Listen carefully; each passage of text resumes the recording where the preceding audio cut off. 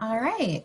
Hello to everyone, and thank you for taking the time to join us today while we talked about RIT dining meal plans and some changes that have occurred in preparation for fall and responses to feedback that we've received in the last couple of weeks. There will be time for questions at the end of the presentation, and we'll do our best to get through as many as possible. So please go ahead and submit those questions through the Q&A feature in the webinar. We'll start off with some quick introductions of those on the panel today. My name is Erin Harder, and I'm the Business Support Administrator in the RIT Dining Business Office. I'd also like to introduce and thank our interpreters, Catherine Kiewit and Danielle Cohen, and our behind-the-scenes support and Assistant Director of Marketing and Auxiliary Services, Lindsay Hicks. Hello, everyone. I'm Mary Ann McQuay, and I'm the registered dietitian for RIT Dining. And I also manage our database of items, recipes, and menus.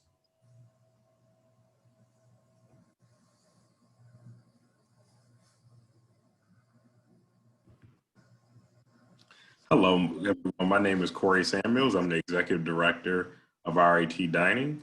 My responsibilities is oversight of all dining locations on campus, and I've been at RIT now for 15 years.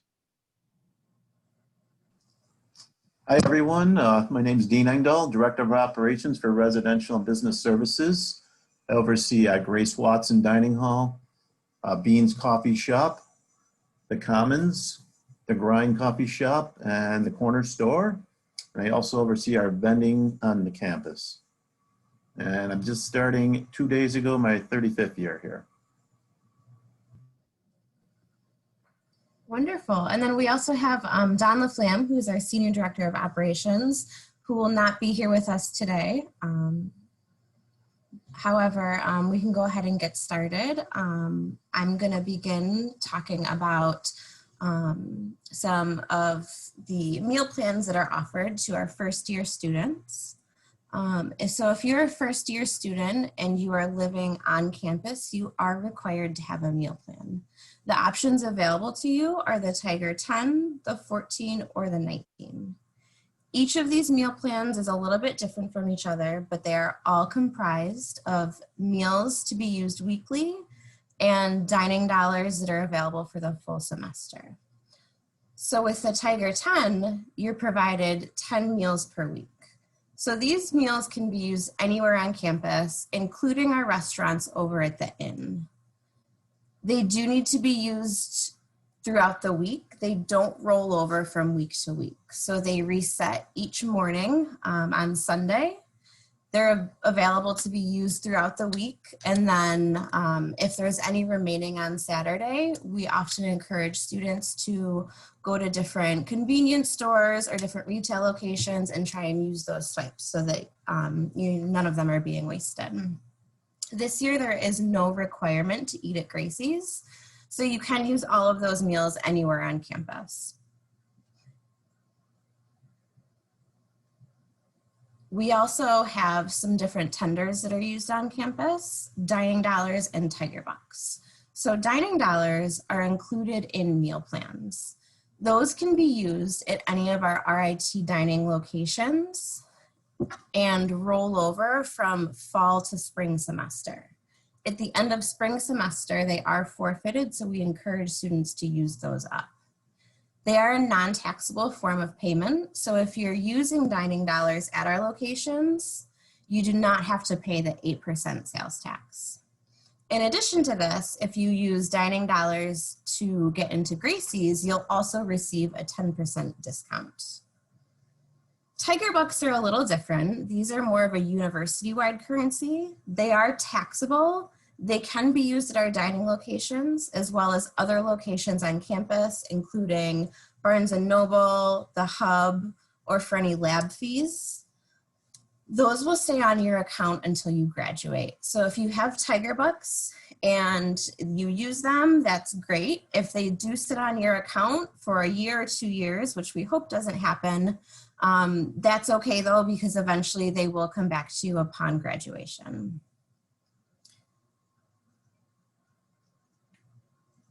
All right, and finally, some important dates that are, you're going to want to keep track of throughout the semester are when meal plans start and end, and anytime there's pauses. So all of this information is posted and changed regularly at our dining locations, along with message center emails that get sent out to let students know when the last day of meal plans are, or if there are any pauses. So by pauses, I mean breaks in the university. For example, during Thanksgiving, we often have a Thanksgiving break. That is not the case this year, but if it were, what would happen is those meal plans would pause for the duration of the break, and then they would reset themselves when students came back on campus. So at this time, we do not have to worry about the pauses. Instead, the last day of meal plans will be Tuesday, November 24th. And again, that information is posted at all of our locations and will be provided through Message Center and on our website. If you have not yet looked at our website, I do strongly encourage you to look at it. There's a lot of great resources on it. We have worked very closely with our marketing team throughout the last couple months to provide as much information on the website as we can, since we were unable to see students and speak with students about meal plans during what we would normally have as a resource fair. So if it's something that you are looking for and you can't find it on the website, please feel free to reach out directly to the RIT Dining Business Office and we can help you answer any questions. Now I'm going to let Marianne speak about dietary restrictions and allergens. Hello again, everyone. So this slide talks a little bit about some of our procedures for dietary restrictions and some allergen information. And it's also for those that have some intolerances. So the first thing you want to do is know your responsibilities. Register with the Disability Services Office. You can go online to their website and complete the form online, and they will have instructions on how you can get your medical documentation to them for verification. Once that is complete, then they will refer you to me, and we will meet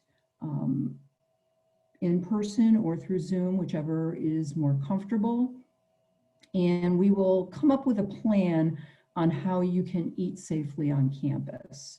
We try to work one-on-one with students so that we can come up with an individual plan that's going to work for them.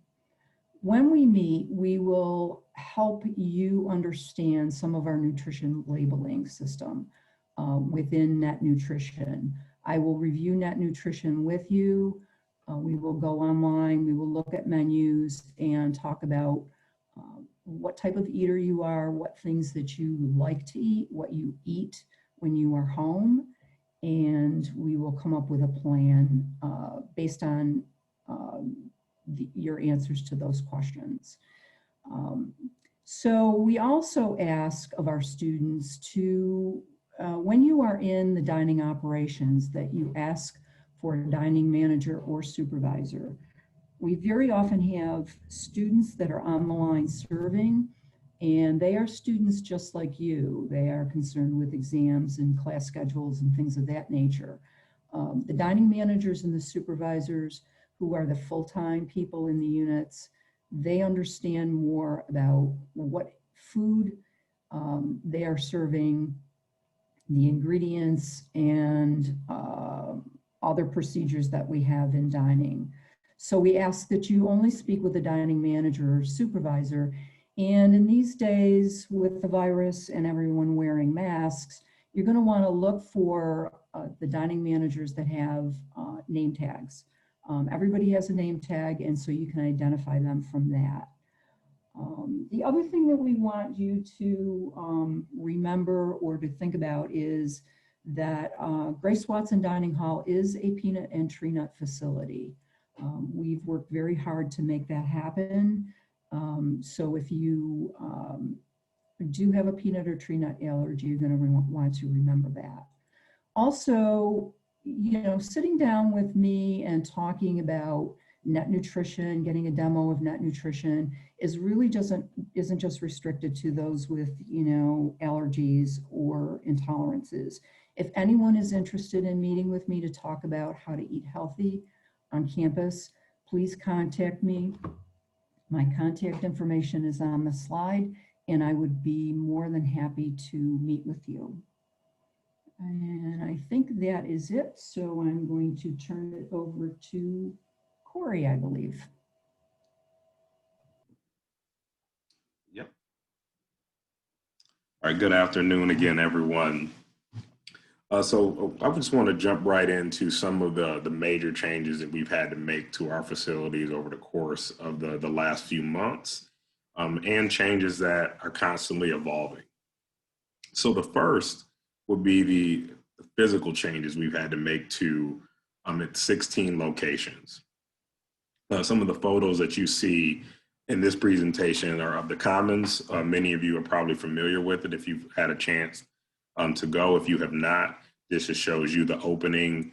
It also shows you areas of the different menu platforms, as well as like our registers.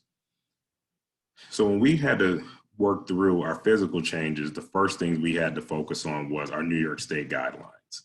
We were still developing guidelines throughout the university, but simultaneously, we also had to follow New York State guidelines from a restaurant perspective, and those came in multiple phases. So some of the major highlights is capacity. So many of our locations had to cut down the capacity of not only how many people they allow in our serving areas, where you can see the bottom picture there, that we consider a serving area. And then we also had to cut down our capacity within our dining rooms. All dining rooms had to be cut by 50% or less. And then in our serveries, we had to make sure that we had floor signs that were 6 feet apart from one another. In addition to that, some of the lines that are queuing lines, as we call it, going into our facilities. Some of those guidelines for seating in particular led us to having to reduce the number of seats. So as an example, you can seat as many as 10 people in a restaurant in New York State. However, we only have seating, for the most part, it's either 1, 2, or 4 seats. We do have some that are 6, but predominantly our customer base, typically there's only 2 to 3 people at most, typically roommates or so on and so forth that are coming to seat. The next piece is protective barriers.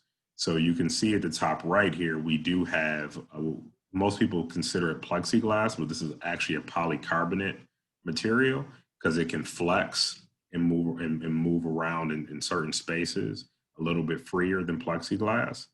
So we're using a combination of polycarbonate lining and plexiglass at all of our serving stations, as well as at our registers in all of our locations. This was a massive undertaking for our facilities teams, as well as our teams, and really relearning our locations and how to reset them up. But luckily, it was able to be completed.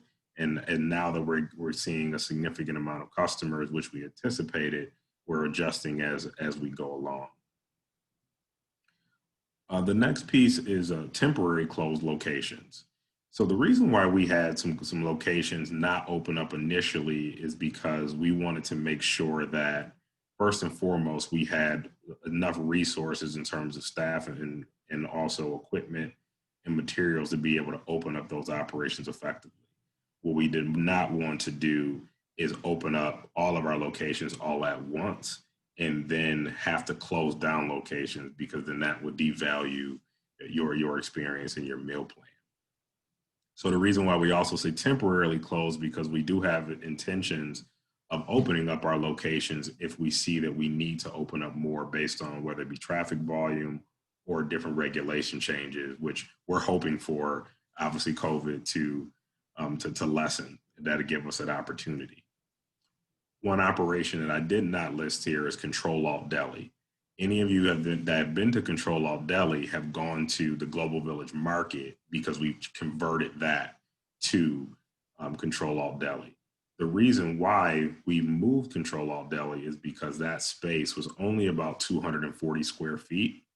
So if you can imagine trying to do physical distancing in a space very small, and it also was like within a hallway, that it would have been virtually impossible for us to open up that location safely.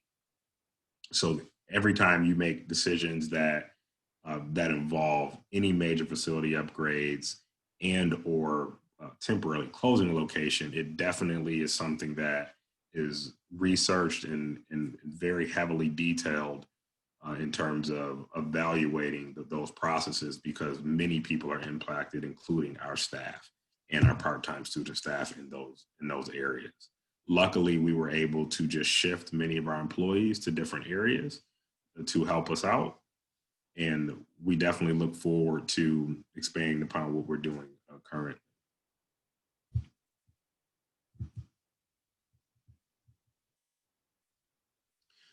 Technology changes. So we actually started a project last fall. So this was towards the end of October of 2019, where we wanted to add 3 different technologies.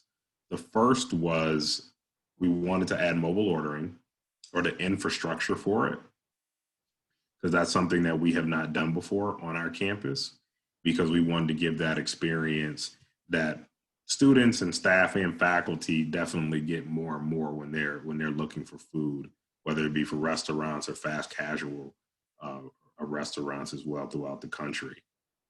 In addition to that, we also changed every single point of sale machine that we have. So that would be your touchscreen register systems in the previous slide that you saw. And then the last piece is we changed the software that holds all funds on a university ID card. So when you think of your meal plan, you think of the dining dollars portion of it, your Tiger Bucks, any funds that are on site an ID card, we also change that software simultaneously. So between all 3 of these pieces, from online ordering to our point of sale to a Tiger Spend, and we also have reload stations for you to be able to add money to your card. Those are coming soon. We're going to be placing those throughout the campus. This ultimately, in culmination, was about a 2.5 to 3 year project that we condensed within probably about a 6 or 7 month time frame. So it definitely took a significant amount of effort from many of our partners at the university and definitely our dining staff, because as much as we put forth in wanting to give you the best technology, it also created changes that we needed to make for you coming into our facilities, as well as changing the flow of our operations.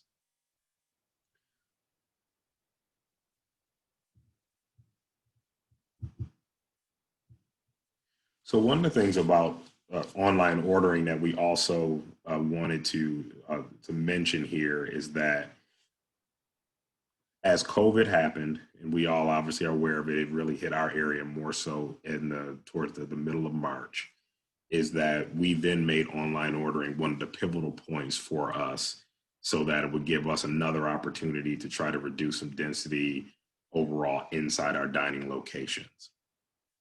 So if you have not utilized this system yet, we definitely encourage you to. The links are there. There's also some very detailed information on some FAQs about our online ordering on our website. This is a new endeavor for us, so we're definitely always looking for feedback. As of right now, yesterday, we did about 1,212 orders.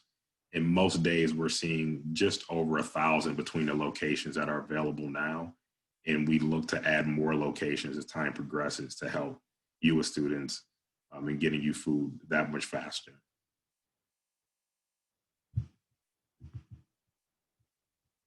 You can go to the next slide, please.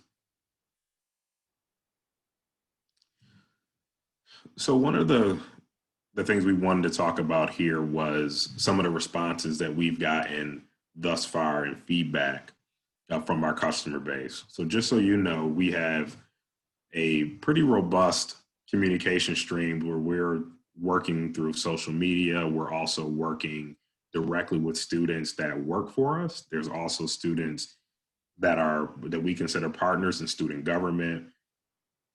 And we also communicate with parents. We communicate with our administration and partners all over the university.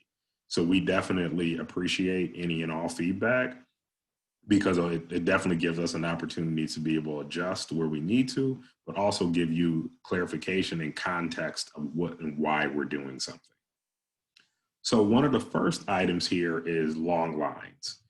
And long lines as a topic is kind of going in a couple different directions. So the first thing I would show is the moniker that you see off to your right is that's actually a screenshot from maps.rit.edu. That is a really good source of just understanding the campus as a whole and where things are, because we do have a big campus.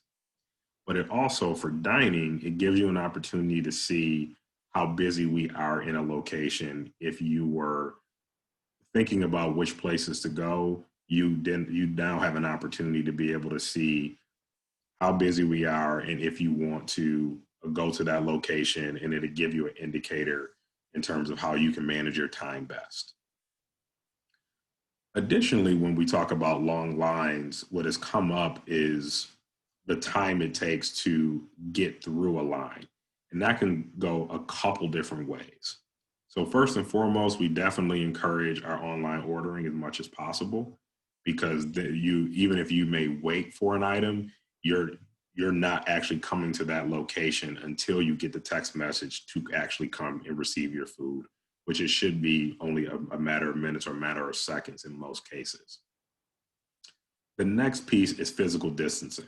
So if anyone in these days and times sees a longer line of people, one of the first things we want to do is make sure that we as a dining staff have a responsibility where we can see our lines to give those cues and reminders of physical distancing, but then we also need that additional help from our customers that are coming in to help us in properly physical distancing. Naturally, as we can all imagine, when you talk about physical distancing being 6 feet, all it takes is anywhere from 10 to 15 or 20 people where the line naturally is going to be long, just because we're trying to keep things as safe as we possibly can. And on top of that, we're also trying to make sure that we don't have too many people inside our serveries at one time. If we did allow a lot of people inside our serveries at once, could we serve them faster? Absolutely. However, we do want to make sure that we are being as safe as possible when we are trying to keep people physically distanced. The next piece, I want to go into menu variety, and it actually builds off of some of the long line communication that we've talked to customers about, is that sometimes what we've seen is when our customers and students are coming into a location to order something that needs a little bit more time to be prepared. So let's say it's subs are extremely popular on our campus. Subs takes a little bit longer to create because you have multiple items to choose from, while there's some items like I'm getting grab and go sushi or salads or pizza or an entree that has one item and two sides connected to it, that time period to serve you is going to be faster. So there's a combination of pieces there, but I at least want to give you some context of how menu selections on top of our technology pieces can help and aid in how we review menu items to reduce some of our lines. I also will give the tip to you that do the best you can. I know you're all busy. Do the best you can to at least get a chance to look at the menus online prior to you coming into a location. Even a few seconds shaved off your time, when you add it up with the number of people coming to some locations, it definitely will speed up a service as much as possible. Another item about menu variety has come up is what we actually have inside our locations that are doing our on-demand or our mobile ordering. Many of our locations, because this is a new endeavor, we started off with base menus in each location, And then now as time progresses, in some cases, day by day, we're adding more and more items to get up to our full menus. There are some preparation items that caused us some strain when we were testing this out. So we wanted to make sure that we didn't put something on a menu that was hard for us to produce, and then we would have to remove it. So we wanted to add and not take away. So we'll definitely continuously be adding more and more as the days and weeks go on. The next piece is operational hours. We haven't gotten a ton of feedback about this, but what we have seen is that our foot traffic patterns have changed tremendously. So we were very used to seeing a pretty even distribution between breakfast, lunch, and dinner on our campus. Now with the way the class schedules have changed, and as well as how people move on our campus, we're seeing a larger foot traffic later on that night. So between, let's say, like 6:30 and 8 p.m. is normally where we're seeing like the spikes Monday through Friday. So what we're doing now is we obviously want to encourage people to come into our locations on those kind of off-peak hours. But we also know that as time progresses, we're going to be consistently looking at each day of the week almost as its own day and evaluating, do we need to make adjustments? And then that includes the weekends, because that's also been an area where we've looked at. In response to that, we added food trucks Fridays, Saturdays, and Sundays to not only reduce some density in certain areas, but it also just gives you some menu variety and also gives you the opportunity to be able to enjoy the outdoors. Because in Rochester, if you don't know, it tends to get fairly cold here, and we might as well take advantage of the sun as much as we possibly can.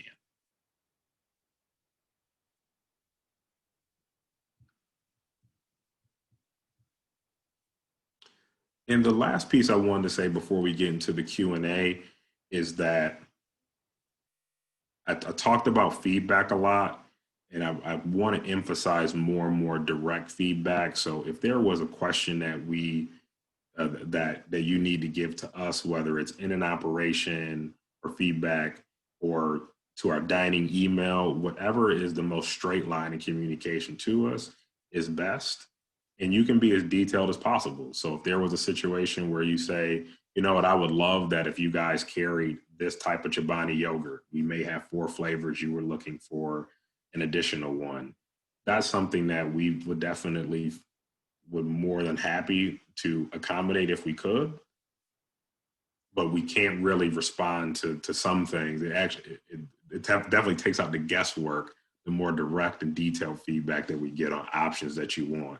Because ultimately we look at our customers as partners, and we're just trying to do the best we can to make sure that we're not guessing on what things you want, the same way that you're not guessing on how we will respond to things. So we definitely like a one-on-one partnership as best as possible to give you the best experience that we can.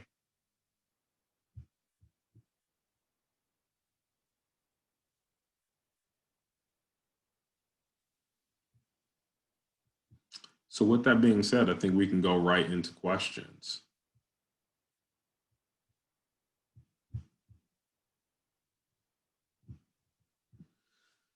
So the first question that we have here, it stated, with mask, lip reading, and understanding speech are challenging for our NTID students.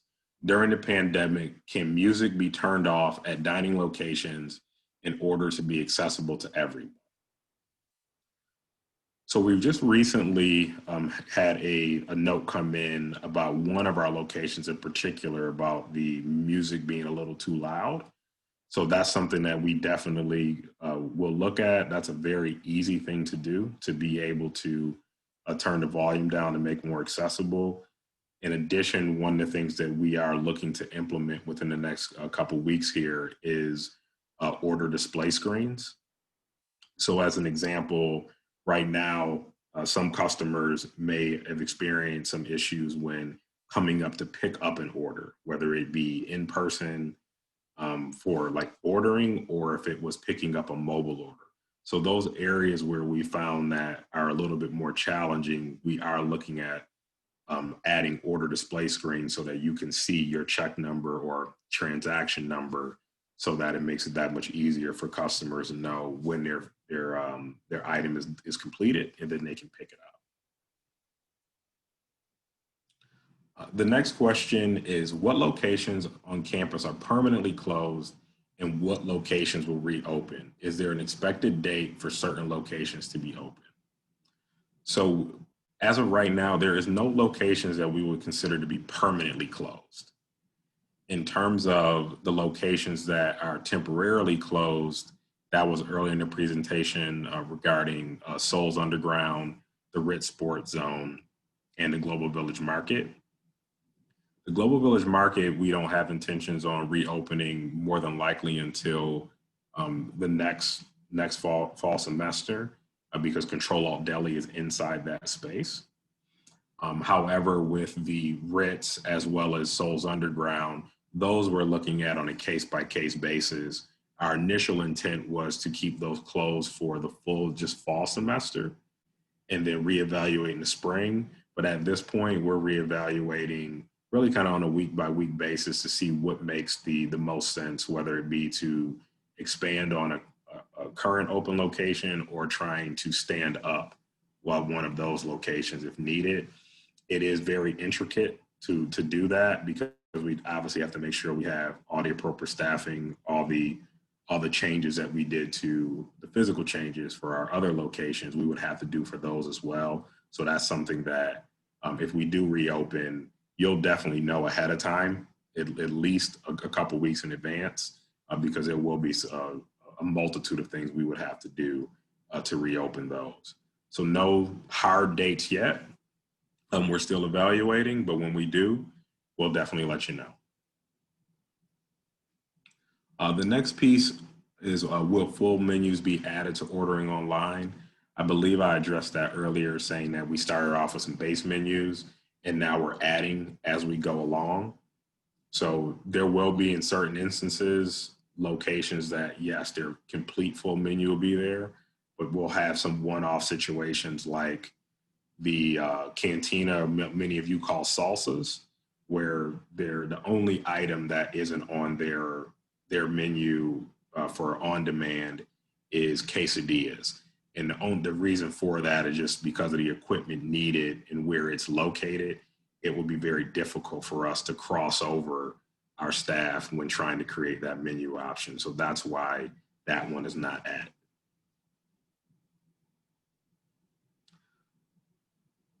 This question, I believe for Dean is, at Beans, there is signage stating that students need to stay 6 feet apart from each other. However, the stickers placed on the floor for students to stand on are not 6 feet apart. Can adjustments be made to ensure appropriate social distancing? This is me. This is Dean. We're going to take a look at that. We'll definitely get the tape measure out and check that, and also see if they've moved or if we need to place more stickers there.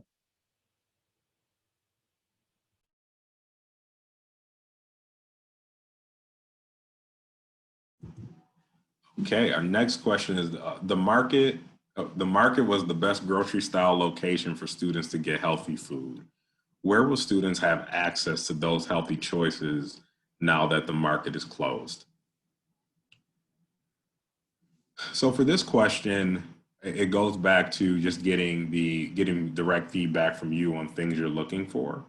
So as an example, for the Global Village Market, our team, led by Don LaFlamme and Carla Roscoe and Dominique Scatia, who operates the Crossroads, that whole Global Village Plaza area that has the two markets, when we consolidated them to one market, we looked at the top 25 items in the Global Village Market and then wanted to add those directly into Crossroads, which was done. And now we're actually starting to get some more information from students on additional items that they would like to add. So when you say healthy food, definitely just be as detailed as you possibly can with us, whether it's cooking oils you're looking for, different types of produce, meat, any frozen items, dietary restricted items that we've seen, as in like gluten-free products. whatever you shoot at us, we'll go ahead and definitely take a hard look at what things that we can source and how we can put it in our stores, to best serve you.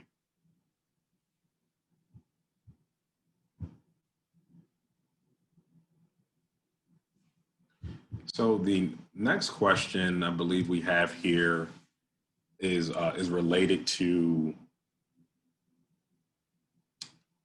it looks like leftover food.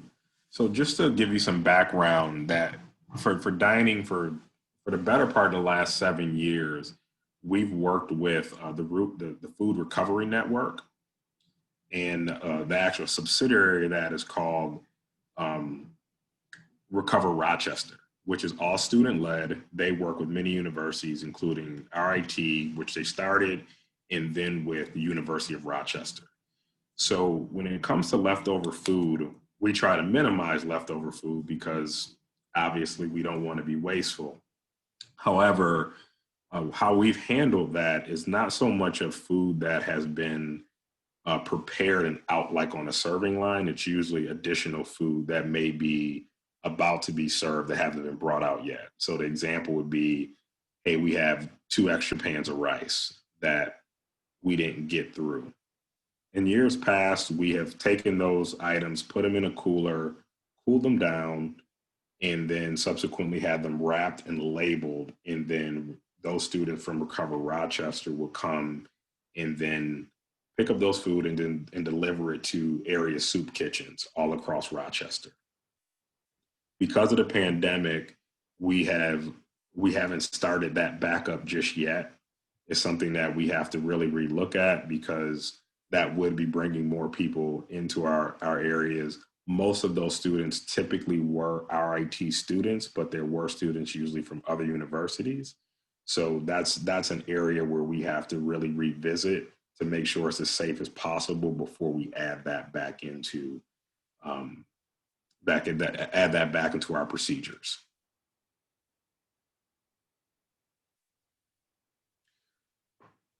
The next question we have here says, as a second-year student athlete with reduced dining hours and long lines, I have not been able to eat a full 3 meals most days. Is there a plan in place to open up stores for more hours to allow student athletes like myself to finish workouts and still be able to eat? With the current system, I've lost about 3 pounds since the start of the semester, and I'm worried about continuing to lose more weight. So what I would say to this here is that, well, the things that we've changed over the course of the last couple weeks. When we look at operational hours, they're kind of in a few stages. The first is orientation week. Orientation week, we always have different hours just because of how the orientation schedule is typically laid out. And then we transition into the fall semester. We did start off with some operational hours and still do have some that are reduced. Some of the changes that have been made since orientation is we've increased the hours of operations for the corner store. They're open up another 4 hours each day. You'll notice that the Commons, as of yesterday, they opened up a little later as well, to 11 p.m. So that's what we've done so far. We're definitely going to look at if we can expand more. We can definitely talk more offline if you'd like, so that if we can better understand your schedule, we can give you some tips and strategies on how we can make sure that you do have an opportunity to get some more to eat, even if it may mean that when you have an opportunity to go to lunch or an early dinner, you can buy some multiple meals so you don't have to try and rush to get to a location before it closes. And we actually have started looking at our locations, and even Brick City Cafe will be an example of the lunch entree, as an example, is now being served at dinner, packaged and ready to go. So that's an opportunity for you to be able to grab some more food at one point, so you don't have to worry about not making it later on in the day.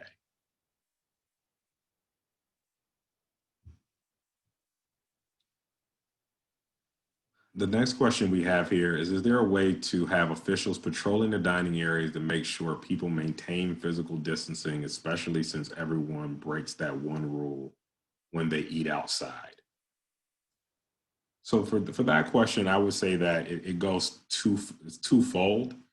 We definitely can do the best we can to monitor our areas, whether it be in our dining rooms or like physically in our dining facilities. But I will say that it's very difficult to promise that we'd be able to do that for everyone and can see everyone at all times.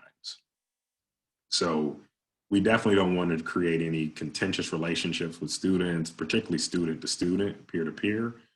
We'll definitely be very conscious and try to do our best to make sure that we are letting people know about physical distancing. Simultaneously, it is definitely a situation where we all have some level of accountability. So it's going to be definitely a balance between our customer base helping us the same way we have to help as well.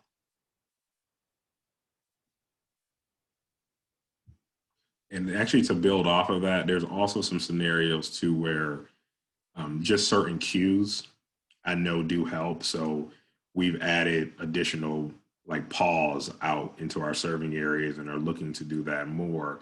But we've also noticed those situations where when a person does see someone of authority within one of the dining facilities, people naturally start to separate. So I completely understand where you're coming from in saying that.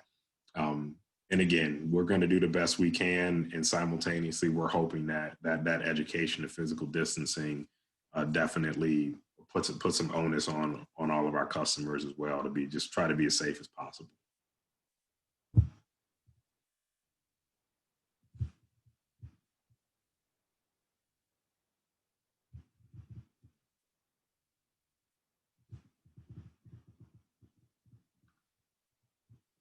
Let's see if we have any more questions.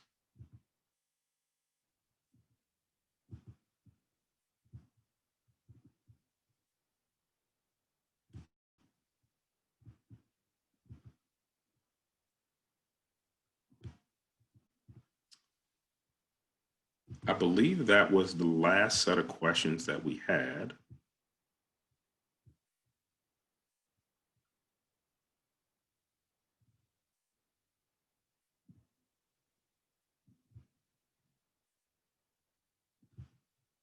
Excuse me 1 second, just double checking, make sure we didn't miss anything.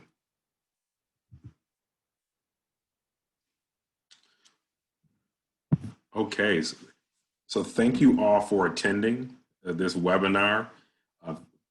Great questions, we definitely appreciate them.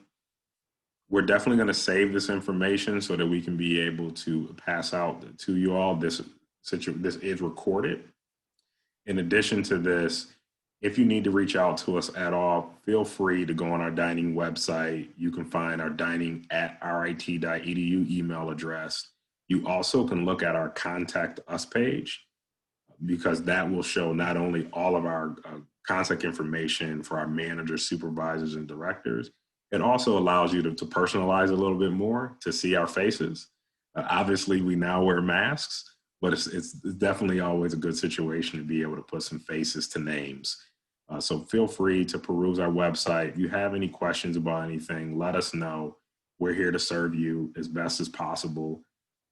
And definitely, we hope that you have a really good semester and that your academics are not too hard, because we know RIT is difficult, but you made it here. So be sure that you'll be able to do well and graduate successfully. Take care.